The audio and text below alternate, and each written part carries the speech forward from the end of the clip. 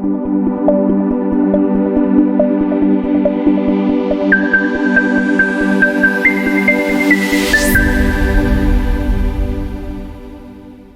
espacio para poderles compartir un poquito del tema que es de mi interés. Mi interés con el sueño está muy vinculado finalmente al bienestar estudiantil, eh, precisamente porque desde el punto de vista institucional, mis labores están fundamentalmente en la docencia. Y bueno, entonces el día de hoy les quiero platicar un poco sobre el sueño saludable académico. Y en ese sentido, me da mucho gusto porque las pláticas previas tuvieron un papel muy introductorio en este sentido, amplio, pero bastante informativo sobre lo que significa el sueño. Entonces, parte de la información que aquí les voy a compartir es una información que va a ser completa.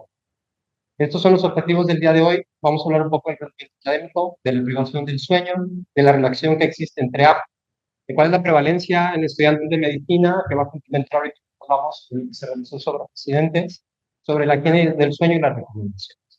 Entonces, la primera parte que quiero mostrarles en esta diapositiva es primero cómo podemos abordar un entendimiento de un sueño saludable. Y esto es a través de la calidad del sueño. En el centro de esta ilustración ustedes pueden identificar cómo desde la autosatisfacción sobre la sensación de descanso y la calidad antes del dormir, tenemos algunos factores que influyen, que los pueden ver en el recuadro de color verde. Algunos de ellos ya se mencionaron, desde la diversidad que existe en la proporción en cómo se distribuyen las fases del sueño de acuerdo a la edad y el desarrollo, la relación que existe con el peso, el ciclo circadiano, como factores que son biológicamente ya establecidos. Aquellos que pueden ser derivados hacia efectos más complejos de mente, involucra conducta, pensamiento y emoción, como diagnósticos formales desde el punto de vista de psiquiatría, o factores que son circunstanciales, desde los que gobiernan el cuarto en el cual uno está tratando de hacer su sueño, así como aspectos que involucran compromisos, que a veces no permiten que podamos priorizar el descanso por priorizar un compromiso. Y al final las consecuencias que existen cuando influyen estos factores se pueden identificar en los atributos que nosotros adjudicamos a una buena calidad del sueño o a un sueño saludable, que es la latencia del sueño, la eficiencia en el sueño, la duración en horas de sueño y el despertarse antes de incluso quedarse dormido. Con esto en mente, podemos tener consecuencias que son positivas, que ya se han mencionado en cuanto a los dominios cognitivos, a los dominios emocionales, individuales y sociales, y todo esto como se integra en la propia personalidad. Y pues los negativos que ahorita lo vamos a ver más adelante, qué es lo que sucede.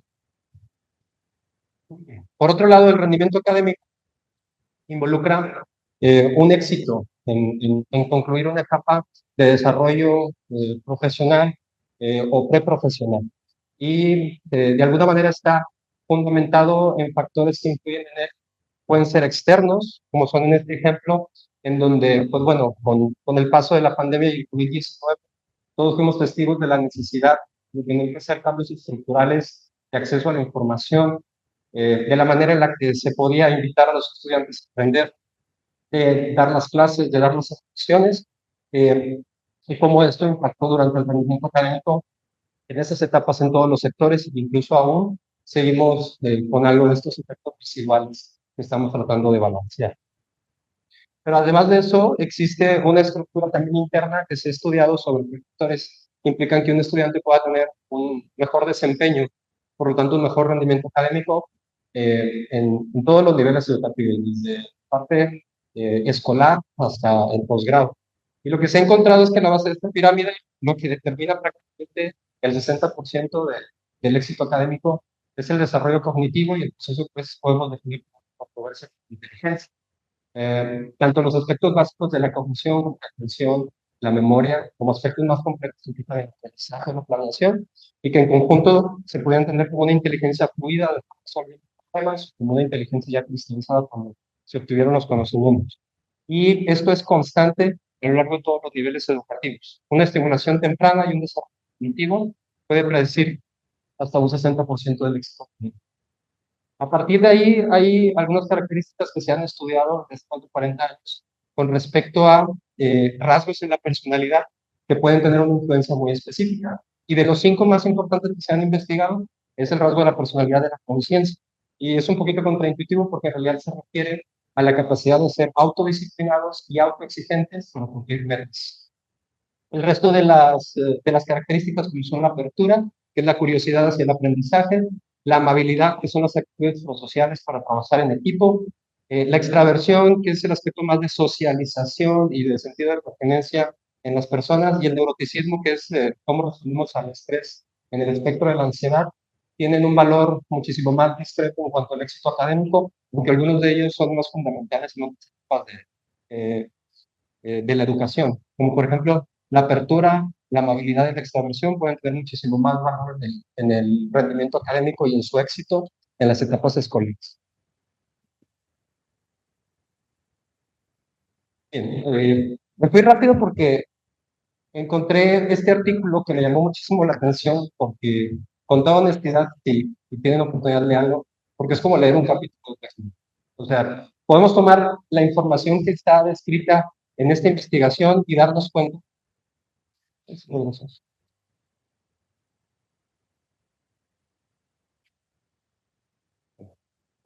Y darnos cuenta de lo interesante que es en aquellas épocas cómo se podían hacer diseños experimentales. Esto se publicó en 1968, ¿okay? Entonces estamos hablando de ya casi 60 años y es una serie de cuatro artículos.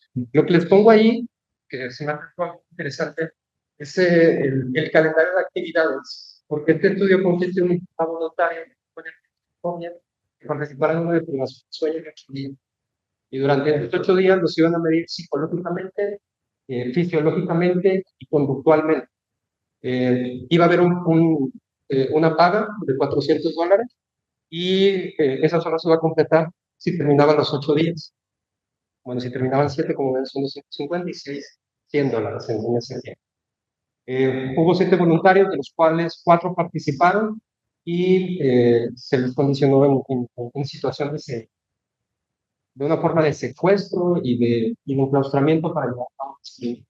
Y a lo largo de ese experimento, como ustedes pueden ver aquí, en las 24 horas del día, y esto fue a finales de septiembre, principios de octubre de los años 60, fue a lo largo de este número de días en donde los primeros 3 días fueron de preparación, donde fue un sueño normal, y se les realizaron algunas pruebas psiquimétricas para comenzar el estudio. Luego fueron 8 días de supresión de sueño, en realidad fueron 8 días y medio, 205 horas de privación de sueño, y posteriormente 3 días de recuperación de 8 horas de sueño y luego un año de seguimiento. ¿Sí? Durante ese tiempo estuvieron supervisados, se hicieron estudios de psicofisiología, tuvieron sus desayunos, estuvieron haciendo exámenes mentales a las 3 horas, 27 horas, 3 horas después de completar un día. Las primeras 24 horas, el segundo día, el cuarto, quinto, sexto y séptimo, les hacían exámenes del estatus mental, se hacían también pruebas más amplias de tareas psicológicas, también pruebas de trabajo de equipo, de funciones cognitivas, se seguían haciendo las mediciones psicofisiológicas que sucedían en varios horarios, pruebas también de razonamiento y de performance, pruebas de observación de enfermeras sobre cómo se integran las personas de estancias psiquiátricas, estuvo en una institución psiquiátrica, y con todo eso se iba midiendo y se iba evaluando. Entonces, algunos de los resultados que se midieron, una explicación que se enfoca más en las cuestiones más psicofisiológicas, reportaron básicamente lo siguiente. Las escalas que medían la percepción visual, la orientación temporoespacial y la organización cognitiva del pensamiento del discurso permitió determinar que conforme iban pasando las horas, ellos determinaron 3 puntos de corte fundamentales para que comenzaran todas estas dificultades de construcción que se han mencionado en las previas. Y pareciera ser que el punto de corte es a las 72. Cada figura que ustedes ven aquí es 3 de los 4 pacientes o de los 4 adultos. Uno de ellos se tuvo que descartar porque en el seguimiento resultó que tenía trastorno de la personalidad en Estados Unidos. Y entonces digo que soy capítulo de que entonces, bueno, solo pudieron publicar 3. Pero lo importante es que, aunque es una muestra pequeña, las variables están muy bien concentradas y organizadas, además de medibles para la época. Entonces, el punto de corte es a las 72 horas, a los 3 días, ellos empiezan a ver cómo las alteraciones, tanto en la cognición, en la orientación y en la percepción comienzan a deteriorarse y manifestarse incluso con síntomas que se pueden observar. Por ejemplo, de las alteraciones visuales, la que se hizo más prevalente en todos los sujetos que estaban siguiendo, que eran 4, fue que observaban como si saliera humo o neblina de los sujetos, algo así como cuando vemos pero así veían los objetos. Pues la alteración temporal, pues hacía referencia a la dificultad de aumentar la hora en el día, y la desorganización cognitiva tenía que ver con las tareas que se ponían a realizar, tareas de identificar, resolución de problemas sociales, preguntas. También se hicieron baterías que identifican aspectos multifacéticos de la personalidad, el MMPI. Este estudio, que evalúa todos estos dominios que ustedes ven aquí en abreviaturas, implica ir identificando mediante preguntas de falso o verdadero, perfiles de rasgos de personalidad que pudieran ser relevantes para establecer ciertos diagnósticos o ciertos patrones. Esta es una batería que para cuando se utilizó aquí ya tenía más o menos unos 30 añros desarrollándose, nació en 1943 y actualmente está en su tercera versión, se ha seguido actualizando y de hecho se enseña en psiquiatría. Entonces, en los 3 sujetos se hizo una evaluación de estas pruebas psicométricas antes de la privación del sueño y después de la privación del sueño. En realidad esto es muy variable, pero hubo algunas de ellas, como son las áreas de la SC, que hace referencia a la esquizofrenia, más referencia a signos o síntomas que se ubiquen en el espectro de la psicosis con la realidad, y que se veía que aumentaba en sus componentes fiscales. Mientras que en la previa a la privación del sueño, entre a lo mejor 50 y 60, para cuando ya se daba el estatus después de la privación del sueño, aumentaba muchísimo. Y eso tenía mucho que ver con la capacidad de ir perdiendo el concepto de prueba, poder perder la línea de definir si está sucediendo real o no, y se describieron incluso alucinaciones visuales realmente.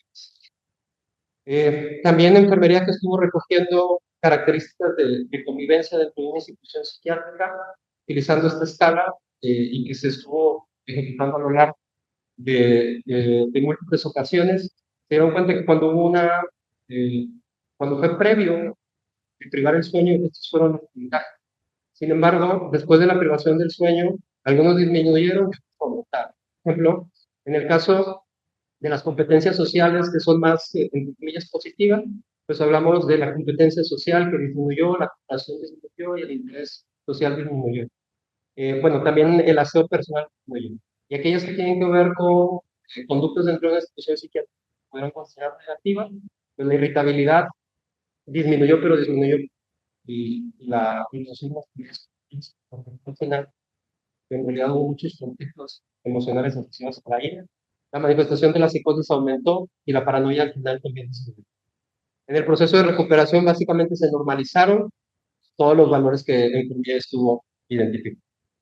De este estudio en realidad, como, además de que es muy valioso la es la parte cualitativa que describe. En la parte cualitativa ellos describen que a partir del quinto día sucedió un fenómeno en el cual lo llamaron lapsus. Eran eventos en los cuales los pacientes se desconectaban del entorno objetivo, pero cuando regresaban al cabo de un segundo, se llenaban de sueño, como si pasaran de la alerta al sueño de un momento a otro. Y que conforme iban avanzando hacia el sexto día y el sexto día, los lapsos cada vez iban siendo frecuentes y duraban más tiempo. Además de eso, empezaban a atravesar por un estado que llamaban berserk, como de enloquecimiento, en donde los participantes empezaron a tener conflictos en el trabajo de equipo, empezaron a señalar a las como personas agresivas. De hecho, la enfermera que les tomaba las muestras de sangre empezaron a llamar. No tengo ahorita el nombre porque lo busqué ayer, pero fue un actor que hizo el Conde Drácula durante muchos años y es italiano. ¿Cómo? No nos será presente. ¿Cómo? Sí, sí, sí, sí, porque era la vampira que venía. Bueno, y en ese sentido, la parte interesante de este ámbito grupal que señala. Para mí fue muy valioso encontrar esta información porque además de que tiene ya bastante tiempo estimativo, son condiciones bastante controversiales que puede llevar a experimental, pero básicamente nos plantea una forma de escenario en el cual como profesionales de la salud o en nos vamos a enfrentar, que es a la privación del sueño crónica y acumulado, en donde vamos a entrar, se van a llegar a este tipo de resultados, donde la gestión emocional es muy complicada, además de todo lo complicado que es. Entonces, bueno,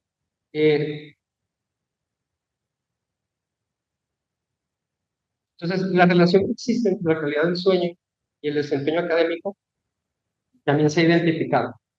En este estudio, la gran mayoría de estudios que evalúan la calidad del sueño, pues se puede de calidad del sueño y pitch. Si es de somnolencia, pues siempre señalaba, ¿no? Entonces, con base a eso, en este estudio de meta-análisis, trató de hacer una prevalencia en conjunto de una pobre calidad del sueño basada en la escala específicamente de Pittsburgh, en ambas, tanto Pittsburgh como Epworth, y específicamente de Epworth para la somnolencia. Se dieron cuenta que específicamente en la población estudiantil, perdón, específicamente en la población estudiantil, podemos encontrar una calidad de sueño de 5.1. La escala de Pittsburgh en la mayoría de las se utiliza hace un reporte de 5, lo cual quiere decir que de entrada la media, el promedio de calidad de sueño de los estudiantes está en el límite del reporte en toda la. Pero específicamente el porcentaje de estudiantes de medicina que están por debajo de una calidad de sueño por debajo de 5 es hasta un 40%. ¿Okay? En la duración del sueño, las horas promedio son 6.5, pero por debajo de las 6 horas tenemos hasta un 30%, un tercio. Y en la somnolencia, las horas en las que se puede percibir el exceso de sueño es un promedio de 9 horas. Y esto se puede pues, en un 36% de esta más. Y además, cuando hicieron la evaluación, en donde hicieron la correlación, al tratar de sumar el peso de la población, cada uno de los estudios que señalaba la duración del sueño, la calidad del sueño y la somnolencia diurna con el desempeño académico, pues pudieron encontrar las correlaciones. Por ejemplo, en la duración del sueño, si ponemos atención al efecto final, este queda por el lado positivo del cero, lo cual en teoría significa que de mayor horas de sueño, mejor desempeño académico. Sin embargo, como ven, los datos en realidad están muy dispersos y los intervalos de confianza también cruzan el cero, lo cual es una información que tiene controversia y aquí se puede ver la gran cantidad de los estudios que se evaluaron, pero que al final nos deja como enseñanza que también el dormir muchas horas no es sistémico. Porque como tal el síntoma de la insomnia puede ser que la persona duerma muchísimas horas, pero no por eso voy a tener un rendimiento académico y le daría una explicación de por qué puede controversia. No así, por ejemplo, cuando hablamos de la calidad del sueño. Cuando hablamos de la calidad del sueño, específicamente si vemos final, se encuentra casi en un valor de punto 16 o 17, aunque también tiene una alta heterogeneidad a la hora de comparar los estudios, queda muchísimo más claro que una adecuada calidad del sueño va a dar un mejor rendimiento académico. Y finalmente, la somnolencia diurna, en la cual no hay heterogeneidad y todos utilizaron el mismo instrumento, nos deja claro que hay una correlación negativa. Entre más horas de somnolencia yo presente en el día, peor rendimiento académico voy a tener. Y como la prevalencia es muy alta y también muy variable en la comunidad estudiantil de medicina, básicamente en los metaanálisis que han tratado de identificar la prevalencia de una pobre calidad del sueño en estudiantes de medicina se ubica desde rangos bastante bajos, ¿sí? Hasta casi un 100%, como lo pueden ver aquí. Pero el total anda más o menos en un 53%. Esto quiere decir que la prevalencia en estudiantes de medicina de una pobre es una moneda al aire. Y uno de cada dos va a presentar con algún de la carrera. Igual también aquí lo dividieron por países, en Europa es donde hay una población de estudiantes. Los trastornos identificados, al menos en las zonas en África y en el este medio, en estudiantes de medicina es en un 30 a 60% de hipersomnolencia, insomnio en un 30 a 70%, trastornos del ciclo circadiano, respiratorios relacionados con los movimientos y parasomnia. Y los factores que ellos identificaron que pueden ser de mayor riesgo para desarrollar estos trastornos es el sexo mujer, estar ya en la última parte de la carrera, ansiedad y estrés, el uso excesivo de la tecnología y el bajo rendimiento. Entonces, los puntos claves es que la calidad del sueño está influida por factores individuales y circunstanciales. que los efectos de la privación del sueño se han identificado en cómo deterioran las habilidades cognitivas, las habilidades afectivas y la praxis como tal. Existe una correlación entre el rendimiento académico y la calidad del sueño. El mal sueño impacta en el rendimiento académico y la salud mental, y que la prevalencia acumulada en alteración del sueño es amplia, de 25 al 50. Este 25 ya no se los agregué, pero es un análisis que buscaba lo mismo en población de China. Ellos encontraron los 25. Los factores más asociados son el estrés, la ansiedad, el efecto afectivo, el uso excesivo de la tecnología y la carrera. Muy bien. Entonces, las estrategias, este es un concepto que quiero transmitir. Las estrategias de higiene del sueño son que ustedes ya conocen, pero es una aplicabilidad simple de una estructura que les permita la probabilidad de un sueño reparador. Pero son cosas simples que hay que ajustar a su vida compleja, porque evidentemente la vida compleja del profesional de la salud es un reto. Entonces, lo más importante es que hay una estructura, y la estructura implica repetir y tener consistencia con el planteamiento de la necesidad de dormir. Y en esa priorización, tratar de dormir a la misma y disfrutar a la misma hora es fundamental. Los cambios progresivos a poder establecer un horario tienen que ser despacio, y de alguna manera es complicado es que hacer o hacerlo en realidad para todos ustedes. Hay muchos pero creo que si tuviera que decirles cosas pues, valiosísimas para tratar de incluirlas en su ritmo de vida y en el sueño que les di, es que uno, traten de ser constantes con la hora en la que duermen y con la que se despiertan. Y dos, tener su ritual de sueño. El ritual de sueño es algo muy importante que también permite desplazar algunas de las actividades que actualmente son sueño, por ejemplo, aquellas que tienen que ver con la luz azul, o aquellas con el ejercicio, estimulantes, que dicho sea de paso, siempre al margen de la posibilidad de alrededor de cómo nos desarrollamos en otras. Y sobre eso, sobre el ritual del sueño, en el despertar y en el dormir, el que tengan una actividad que les ayude para fijarse. Definitivamente todo lo que tiene que ver con la atención plena y la conciencia presente, tenemos mucha información de cómo ayuda a relajarnos, de cómo ayuda a tener atención en nosotros, de cómo ayuda incluso a desarrollar. Pero les diría que el mejor hobby o actividad, si bien la meditación, el mindfulness, la relajación muscular progresiva, la lectura, son buenos ejercicios, en realidad es aquella actividad que involucre que les guste hacer solo porque les gusta hacer, que no importa si los demás saben que lo hacen o no lo hacen, que no importa si se les aplauden o no. Si ustedes tienen una actividad donde se cumple con esos propósitos, no hagan más de eso. Si no, ayuda muchísimo que exploren con ustedes.